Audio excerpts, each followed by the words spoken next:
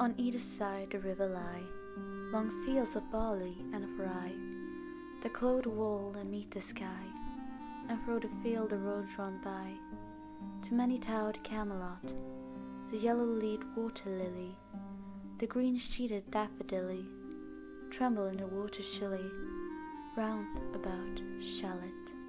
Willows whiten, aspens shiver, the sunbeam showers break and quiver, in the stream that runneth ever by the island in the river, flowing down to Camelot. 4 grey walls and 4 grey towers overlook a space of flowers, and the silent isle embowers the Lady of Shalott.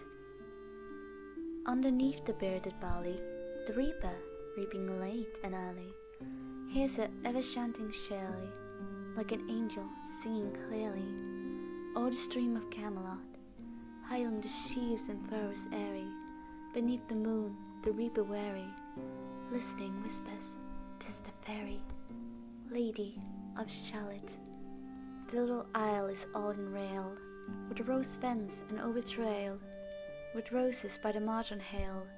The shallop flitteth, silken sailed, skimming down to Camelot. A pearl garland winds her head, she leaneth on a velvet bed, full royally apparelled, the Lady of Shalott. No time hath she to sport and play, a charmed web she weaves alway. A curse is on her if she stay, her weaving either night or day, to look down to Camelot. She knows not what the curse may be, therefore she weaveth steadily, therefore no other care hath she, the Lady of Shalott.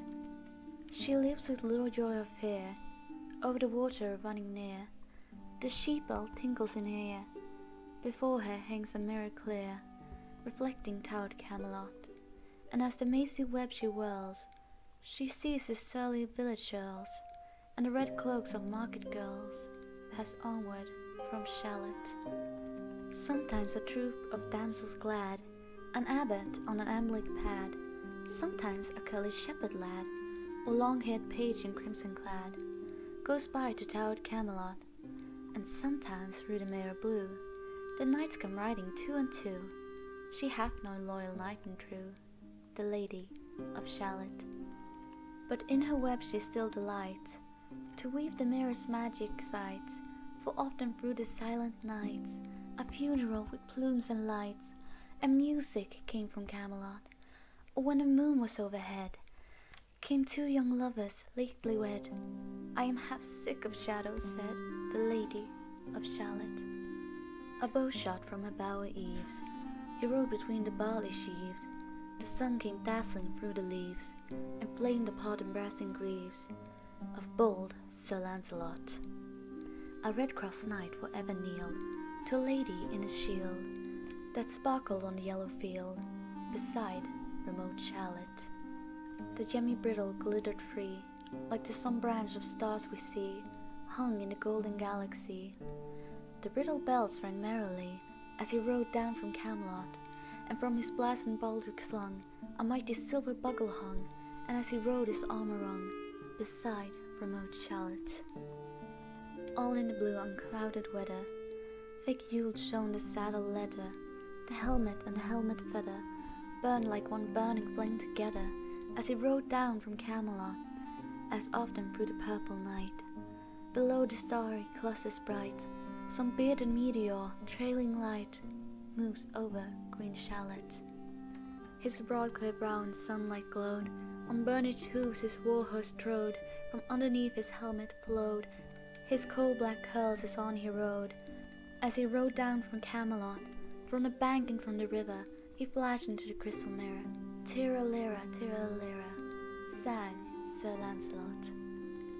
She left the web, she left the loom, she made 3 paces through the room. She saw the waterflower bloom, she saw the helmet and the plume. She looked down to Camelot, out flew the web and floated wide. The mirror cracked from side to side. The curse is come upon me, cried the Lady of Shalott. In the stormy east wind straining, the pale yellow woods were waning, the broad stream in its banks complaining, heavily the low sky raining. Over towered Camelot, Outside the isle a shallow boat, beneath a willow lay afloat. Below the carven stern she rode, the Lady of Shalott. A cloud-white crown of pearls she died, all raimented in snowy white, that loosely flew her sewn inside, clasped with one blinding diamond bright. Her wide eyes fixed on Camelot, though the squally east wind keenly blew with folded arms serenely. By the water stood the queenly Lady of Shalott. With a steady stony glance, like some bold seer in a trance, beholding all his own mischance, mute with a glassy countenance, she looked down to Camelot. It was the closing of the day. She loosed the chain and down she lay. The broad stream bore her far away, the Lady of Shalott.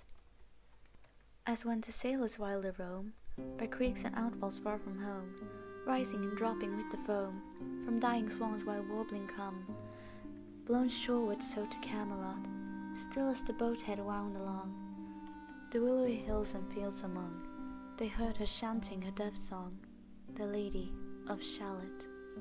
A long-drawn carol, mournful, holy, she chanted loudly, chanted lowly, till her eyes were dark and holy, and her smooth face sharp and slowly turned to tout Camelot, for ere she reached upon the tide, the first house by the water's side, singing in a song she died, the Lady of Shalott. On the towering balcony, by garden wall and gallery, a pale, pale corpse she floated by, dead cold between the houses high, dead into tout Camelot. Knight and burgher, lord and dame, to the planked wharf edge came, below the stern they read her name, the Lady of Shalott. They crossed themselves, the stars they blessed, knight, minstrel, abbot, squire, and guest. There lay a parchment on her breast that puzzled more than all the rest, the well-fed wit's Camelot. The web was woven curiously, the charm is broken utterly. Draw near and fear not, this is I, the Lady of Shalott.